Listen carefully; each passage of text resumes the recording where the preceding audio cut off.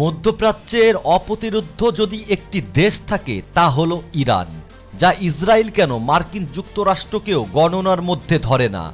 তারা তাদের নিজস্ব প্রযুক্তি ব্যবহার করে নিজেদের উন্নতি নিজেরাই করেছে। দীর্ঘ সময় ধরে তারা মার্কিন নিষেধাজ্ঞায় থাকার পরও নিজেদের সামরিক শক্তি যেভাবে বৃদ্ধি করে চলেছে তা আসলেই অবিস্মরণীয়।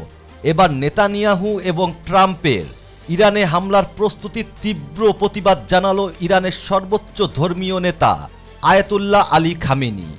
ইরানি জাতি নিজের জন্য শত্রু তৈরি করে বলে যেসব বিশ্লেষণ তুলে ধরা হচ্ছে সেগুলোকে ভুল বলে আখ্যায়িত করে খামেনি বলেন, মার্কিন যুক্তরাষ্ট্র এই বাস্তবতাটি সহ্য করতে পারে না যে ইরানি জাতি নিজের পায়ে দাঁড়িয়ে এবং শত্রুদের নিপীড়ন ও আগ্রাসনের প্রতিবাদ করে এমন একটি রাষ্ট্র গঠন করেছে যা গত ৪৬ বছরে দিন দিন শক্তিশালী হয়ে উঠেছে।